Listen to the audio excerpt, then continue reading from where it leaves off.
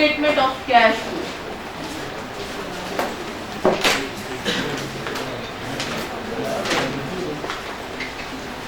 अब आपके पास वॉल्यूम 2 होगा नहीं।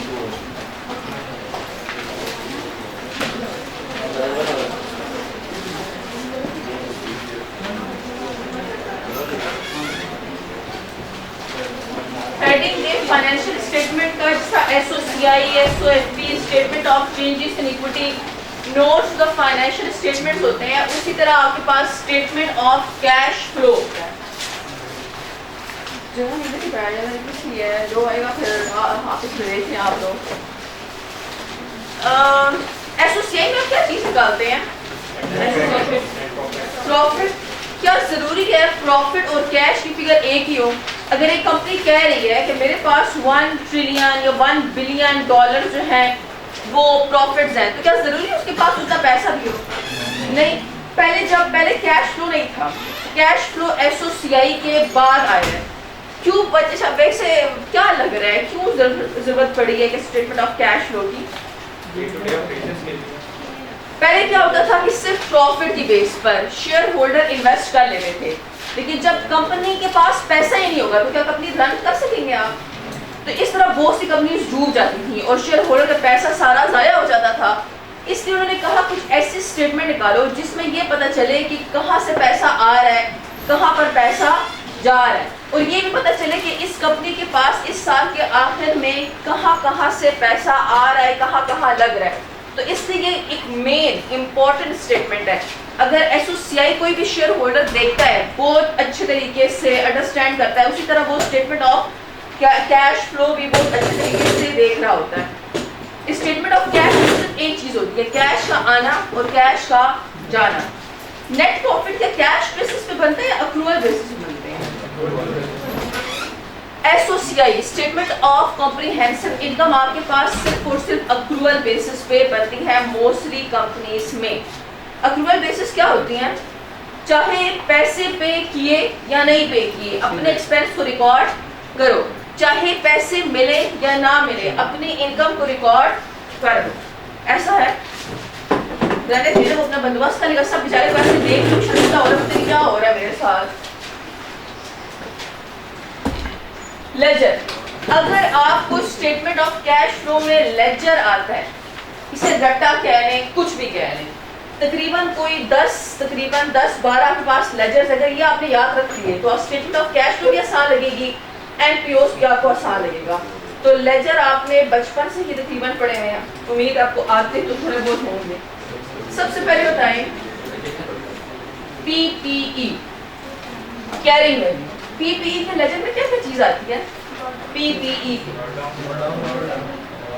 ब्रॉड डाउन, फिर क्या चीज आती है? कैरी डाउन, ऐसा ही है। यहाँ पर क्या आता है? एडिशन, यानी जो आपने कैश देकर एसेट खरीदा, ऐसा है। Asset debit, cash credit. जब कोई एसेट बिकता है तो किस साइड पर आता है? क्रेडिट साइड पे। डिस्पोजल का आप रेफरेंस देते हैं। जो एसेट बिक रहा है उसकी कैरिंग वैल्यू। कैरिंग वैल्यू में एक और चीज भी आती है, डेप्रिसिएशन। कॉस्ट में डेप्रिसिएशन नहीं आती है, जबकि कैरिंग वैल्यू में डेप्रिसिएशन आती है। अगर रीवैल्यूएशन सरप्लस हो रहा है, सरप्लस तो किस साइड पर आएगा? ऐसा है, रीवैल्यूएशन सरप्लस। और अगर लॉस आ रहा है तो कुछ ऐसा ही है ना, ऐसे ही बनता है। पीपीई में मैक्सिमम ये चीजें होती हैं 6: brought down, addition, surplus, disposal, depreciation, revaluation, loss और कैरिड डाउन। कौन सी चीज वैसे स्टेटमेंट ऑफ कैश फ्लो में आपको रिक्वायर्ड होगी? ये एडिशन, यानी जब आप पैसा दे कि कोई नॉन करंट एसेट खरीदते हो तो आपकी जेब से कैश जा रहा होता है, कैश, तो आपको इस डब्बे की जरूरत पड़ेगी। अब एग्जामिनर ने क्या किया होगा? ब्रॉड डाउन भी दिया होगा, कैरिड डाउन भी, डिस्पोजल, डेप्रिसिएशन, रिवैल्यूएशन। फिर आपने बैलेंस शीट फिगर क्या निकालनी है? एडिशन की, यानी जो पैसा कैश दे के आपने नॉन करंट एसेट खरीदा। उसके बाद इन्वेस्टमेंट प्रॉपर्टी पढ़ा था ना, IS 40। इसमें क्या होता है? एसेट है, non current asset. Brought down, इधर क्या आता है? Carried down. अगर ये कॉस्ट मॉडल हो फिर तो डेप्रिसिएशन भी आएगी, ऐसा है। यहाँ पर क्या आएगा? अगेन एडिशन, यानी जो पैसा देकर अगर कोई आपने इन्वेस्टमेंट प्रॉपर्टी खरीदी है तो वो फिर किस में जाएगी? एडिशन में। और यहाँ पर क्या आएगा? अगर कोई आपने इन्वेस्टमेंट प्रॉपर्टी बेची है तो वो किस में चली जाएगी? डिस्पोजल में। ये कब होगा डेप्रिसिएशन? जब कौन सा मॉडल हो? ऐसा है, कुछ ऐसा ही है ना। अगर मैं डिस्पोजल का लेजर बनाऊं, डिस्पोजल ऑफ पीपीई, फिर क्या होगा? एक चीज याद रखिए, अगर आपको लेजर आता है कैश फ्लो आपके लिए आसान है। अगर आपको लेजर नहीं आता, आप लेजर पर फोकस नहीं करते, फिर आपको कुछ भी नहीं आता, क्योंकि लेजर से बगैर आप कैश फ्लो कर ही नहीं सकते। Disposal of PPE, non current asset आपने बेच दिया, डिस्पोज ऑफ कर दिया। पहले यहाँ पे क्या चीज आती है? सोचें। प्लांट का रेफरेंस देते हैं। डबल एंट्री क्या होती है? Step number 1 of disposal. Plant debit नहीं, डिस्पोजल डेबिट और पीपीई। यहाँ पर रेफरेंस देंगे पीपीई का, ऐसा है। अगर ये कौन सा मॉडल हो? Cost model. और अगर आपको कॉस्ट भी गिवन हो और एक्युमुलेट डेप्रिसिएशन भी गिवन हो, अगर आपको एक्युमुलेट डेप्रिसिएशन गिवन नहीं है तो फिर यहाँ पर पीपीई कॉस्ट की जगह क्या लगाएंगे? देखें, अक्सर आपको एग्जामिनर ने एक्युमुलेट डेप्रिसिएशन की कोई भी इंफॉर्मेशन नहीं देता, तो फिर यहाँ पर कॉस्ट की बजाय क्या यूज करेंगे?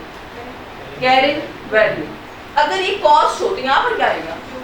एक्युमुलेट डेप्रिसिएशन, ऐसा है कुछ। और अगर यहाँ पे क्या है? लॉस इस साइड पर आता है और गेन इधर। एक चीज अभी भी इसमें है खाली, कौन सी? कैश रिसीव्ड, यानी जो एसेट बेचकर आपको कैश मिला। तीनों लेजर में मैंने एक ही चीज निकाली है, कैश जा रहा है और यहाँ पर क्या हो रहा है? कैश आ रहा है, ऐसा है।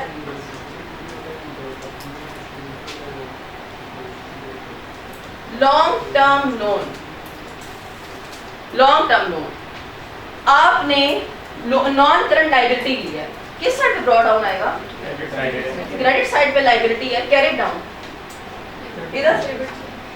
इधर आता है new loan during the year. जब कोई आपको कर्जा देता है तो आपको कैश ही देता है ना, ऐसा है ये। जब आप किसी से कर्जा लेते हैं, किसी दोस्त से, बैंक से, तो इन रिटर्न वो क्या देता है? कर्जे के बदले पैसा ही देता है। तो लोन से लायबिलिटी और क्या हो जाती है? बढ़ जाती है। तो ये अब काम आएगा, ये कैश है, कैश रिसीव्ड। और इस लेजर में क्या चीज आ सकती है? लायबिलिटी कम भी हो सकती है। जब लायबिलिटी कम होती है तो किस साइड पर आती है? Debit side. तो यहाँ पर हम लिख सकते कैश पेड, कुछ ऐसा है, कैश पेड। यानी अगर हमने जिससे कर्जा लिया था, जब हम उसको कैश अदा कर देते हैं तो वो नॉन करंट लायबिलिटी के डेबिट साइड पर आ जाता है।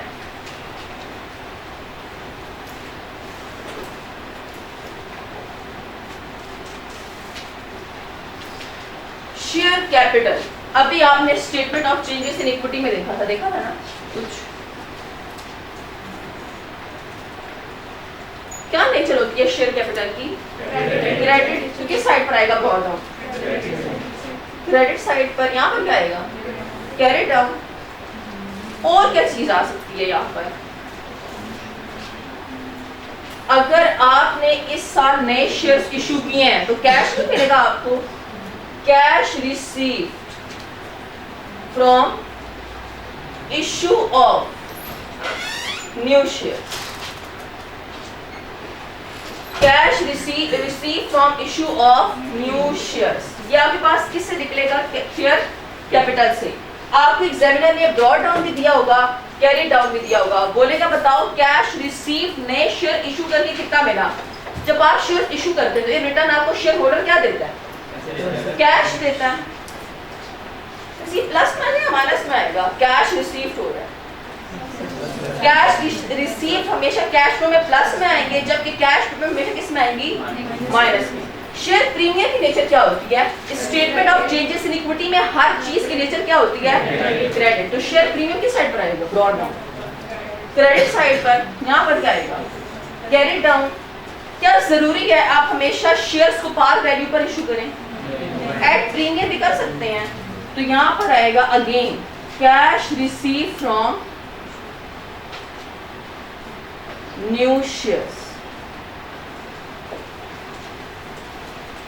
शेयर कैपिटल से भी कैश निकलेगा और शेयर प्रीमियम से भी।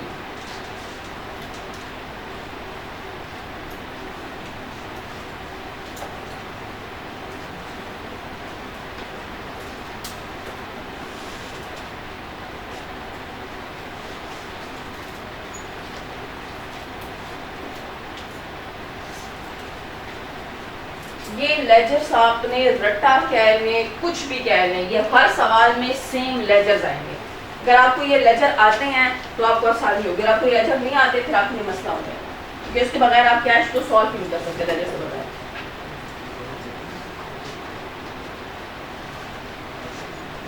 अपनी बुक्स बनाए मेहरबानी करें।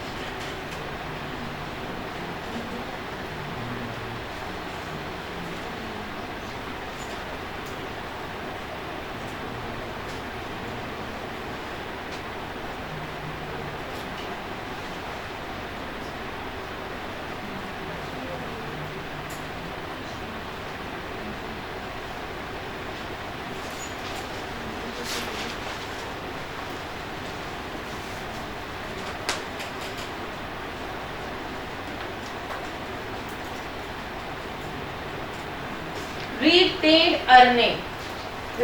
अर्निंग किस साइड पर आएगा? Brought down. Changes in equity का पार्ट है, क्रेडिट नेचर होती है। कैरेट डाउन ऐसा ही है। क्या चीज रिटेन अर्निंग को ज्यादा करती है? प्रॉफिट आफ्टर टैक्स ऐसा ही है। क्या चीज कम करती है? और डिविडेंड किस साइड पर आएगा फिर जो चीज कम करेगी? डेबिट साइड पर। जो चीज रिटेन अर्निंग को ज्यादा करती है वो क्रेडिट साइड पर आएगी, जो कम करती है वो डेबिट पर। एक और चीज भी रिटेन अर्निंग में आती थी, अगर आप याद करें तो ये चेंजेस इन इक्विटी में हमने 10,000 बार पढ़ा है। हाँ, उसके अलावा रीवैल्यूएशन सरप्लस से जब रिटेन अर्निंग में आप ट्रांसफर करते थे तो डबल एंट्री क्या होती थी? रीवैल्यूएशन सरप्लस डेबिट और रिटेन अर्निंग क्रेडिट। ऐसा है। अब यहाँ पे आपने क्या मालूम करना है? यहाँ पर फिगर आपने जो मालूम करनी होगी वो ये करनी होगी, क्योंकि कैश फ्लो में प्रॉफिट काम आएगा। Profit after tax. Retained earning से कैश नहीं मालूम करना आपने, प्रॉफिट आफ्टर टैक्स मालूम करना।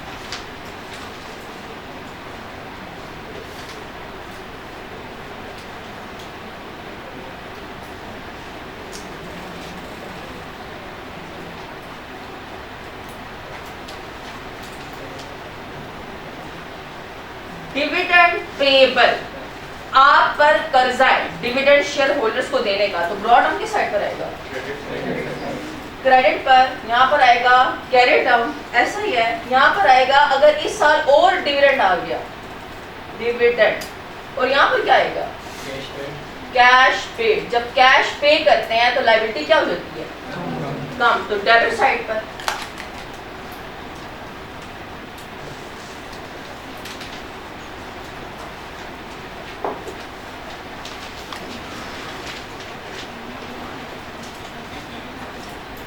अगर सवाल में डिविडेंड पेबल नहीं है तो फिर जो रिटेन अर्निंग में डिविडेंड नजर आ रहा है आप इसे ही क्या अज्यूम करेंगे, डिविडेंड पेड।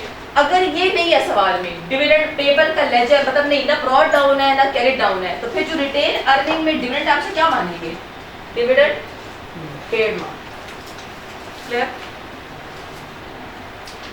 लेकिन अगर लेजर है फिर इसे क्या करेंगे आप, डिविडेंड पेबल मानेंगे। अगर सवाल में ब्रॉट डाउन भी गिवन है पेबल का, कैरिड डाउन भी, तो फिर आप इसे क्या अज्यूम करेंगे, डिविडेंड पेबल। लेकिन अगर नहीं है सवाल में कोई भी डिविडेंड पेबल वगैरह, तो फिर क्या अज्यूम करेंगे, इसी को पेड अज्यूम करें। इंटरेस्ट पेबल कैरिड डाउन की ब्रॉट डाउन की साइड पर आएगा, पेबल अगेन लायबिलिटी सारी गेन है। क्रेडिट साइड पर यहाँ पर आएगा कैरिड डाउन, यहाँ पर आएगा इंटरेस्ट एक्सपेंस फॉर ईयर। जब इस साल आप और इंटरेस्ट बढ़ता है तो लायबिलिटी क्या हो